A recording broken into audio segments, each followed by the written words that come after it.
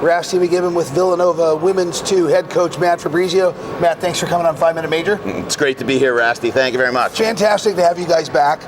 You guys have done tremendously in 3 short years.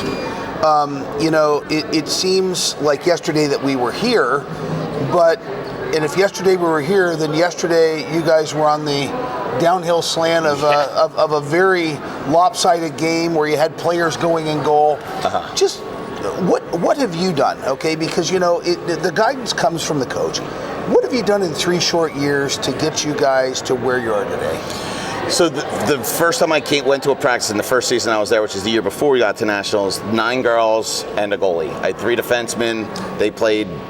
You would play on average 40 minutes a game. So getting the awareness out that we have a hockey team, making it a fun environment, letting the girls know that we care, attaching the I always say, like, as long as the girls know what the stakes are, then they're going to buy in, right? So if they know what the stakes are, they know what's up for grabs, they're going to go get it, right? Villanova is a school in the Philadelphia suburbs, but we pull we have like a straight conduit straight from Boston, directly. Philly girls like to go to Boston for college. Boston girls like to go to Philly for college. It's like far enough away from home, but still close. You still take the train.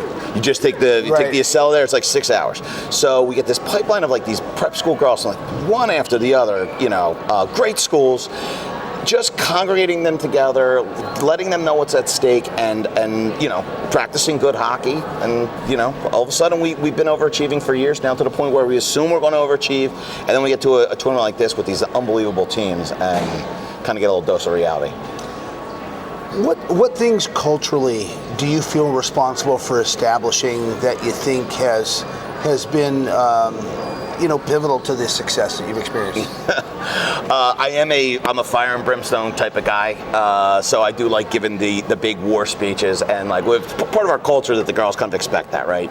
Probably means they got to get their gear on an extra 5 minutes later because coach is going to blab on. Right. We almost got a minor penalty in our first game because we stepped under the ice with 13 minutes to play instead of 15 minutes. Like we missed part of the warm up because we're in the locker room and we're pushing it. The message that I send to the girls on a daily basis is I say, look, we're the coaches. We are the closest to you, but you're 100% of our life for the girls team, but I'm like 10% of your life. In other words, they spend all this time, they're on a bus right now driving home that I'm not part of. They drive to the practices together, so they're always together, and we constantly reiterate the point that they do it for each other, and I make them pause, I make them look around, I make them make eye contact, and we're a really tight-knit bunch.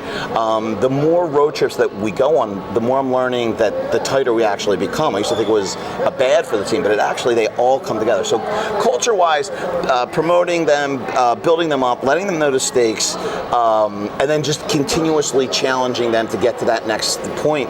They're so tough. I mean, there was no chance we were going to win today, and they just put it together and put their best effort of the season out, knowing that there was nothing left to play for, but they wanted to not go home. They did not want to lose that game. So it's just a really special. Walk me through that game today. Yeah. As you really, I was giving Cameron a hard time. I said, the other girls are kind of miffed because you didn't let them score any. Just walk me through that game today. So we score a lot of goals, and we just ran into like a little bit of a scoring slump, right? So in the championship game, we won 1-0 in overtime, right? And then we came here and we hit probably 7 crossbars, 4 posts, one of those things where the pucks were just shooting over the net. Meanwhile, the other teams were playing, bouncing off the back of a leg into the net, that type of thing. Right. So I kept saying, I said 2 things. One, when the dam breaks, we're going to score goals. Sure. And the other thing is we got to get to the dirty parts of the net. Or the dirty parts of the rink, right? You got to get underneath the defenseman, stick out in front of the net. You got to charge in for rebounds, head over your stick, not timidly. Yeah. And we actually did it. We scored. It's all right. We're going to get you right back on. I'll let you hold it. Okay? All right, yeah. That's okay. It's my fidgetiness. We literally every goal we scored. I mean, we had a penalty shot goal, but every goal we scored was from a foot and a half, of maybe even less. We even had a disallowed goal that was on the goalie had was about to cover it up. Puck was bouncing, the ref lost sight of the puck. We put it in the net. Every goal they scored today was from the dirty part of the ring. So we finally got there. Finally paid attention to it. Stupid me. Took me 2 games to realize it. But once we called attention to it, they immediately fixed. And that's the kind of the cool thing about these girls. You've got a younger core of girls this year. How have you been able to have them buy in to this culture that you're talking about that has led to success? We're very young, right?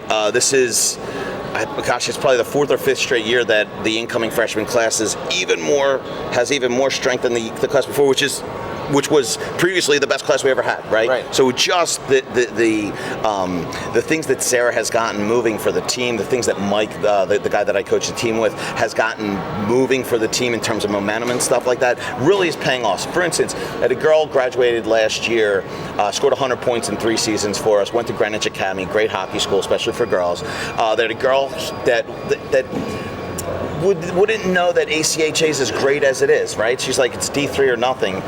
Her high school coach has my now alum reach out to her and say, listen, let her know about Villanova hockey. Sure. And then we get another inbound girl, right? We have another girl who graduates this year. Her younger sister had played organized hockey for 5 more years than she. She's joining the team next year. So it's really been an organic, word of mouth, one player at a time. We pay way more attention to our inbound leads. If you wanted to go to Villanova and you said, hey, I play girls hockey, it would end up in the lead would end up in like a dead mailbox. Sarah fixed it so that came directly to us. We have a set of information that we get into their hands, and we start the conversation from there. So their inbound leads, a lot of the times, someone's like mildly interested in Villanova, but we're capturing them and we're bringing them in. We also all the Villanova's regional reps, for their Minnesota regional rep and their 2 New England reps, we give them literature. We put together literature on what's girls hockey. Sure. And those are the people that are in the high schools, and they'll get a question like, hey, does your school have a girls hockey team? And they were saying, I don't know. Right. For years. Now they're like, well, yeah, they finished 9th in the country last year. They won the championship this year. Blah blah blah blah blah. So all of a sudden we have a little bit of momentum, and it's getting bigger and bigger each year. Even what it looks like we have coming in next year is going to be great. We're confident we'll be back, and what we need to do is arrive at this national tournament ready to play these crazy awesome teams from Michigan, Dakota, and New England, right? Because it's not hockey mecca in Philly, right? I always say we're like the Miami of the hockey world, we're in the bottom corner all the way down there. So the question is, how do we get ourselves ready to play these crazy good teams that when we get here? For as you mentioned, a younger group of ladies with the team this year, do you think that the magnitude of nationals has lived up to their expectations? They had a blast. They had a great time. They didn't shrink under any limelight. Look, we're leaving the tournament. We went 1 and 2. It is what it is. But I'm confident in saying that we outplayed our opponents in all 3 games, and that's all I ask, right? The pucks are going to bounce the way they're going to bounce. Are you ready for this? They were certainly ready.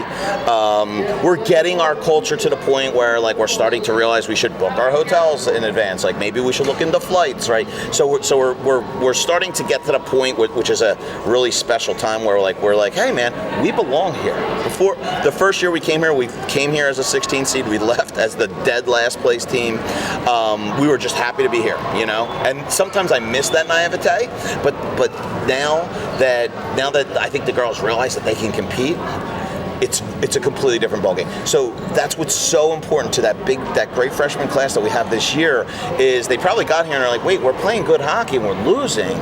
So to walk away with a win, right, is huge for when they get back here next year. And I always say, very few teams win their final game of the season, right? I mean, the team that wins the championship, most often you get knocked out, you lose. So it's really a weird and unique kind of feeling to end the season on a W, right? We won our championship that we were after that for 4 or 5 years. We lost in triple overtime to Navy. We blew third period leads the 2 championships the year before. We finally won, brought that one home. and then we arrived here feeling like we belong for the very first time. Got taught a little bit of a lesson, but I mean, the girls are ready, and I heard more talk about next year in the 15 minutes after the game than I've ever heard over the entire offseason. Like, they are ready. Like, we would start the season over again right now if we could. Fantastic. Well, hey, so happy to have you guys. Rasty, thanks for having me on, man. Sorry I messed up No, your that's microphone. okay. It's always special to be here. 3 years in a row. Matt Fabrizio, Villanova University, Women's Division II. Next year we're going to win them.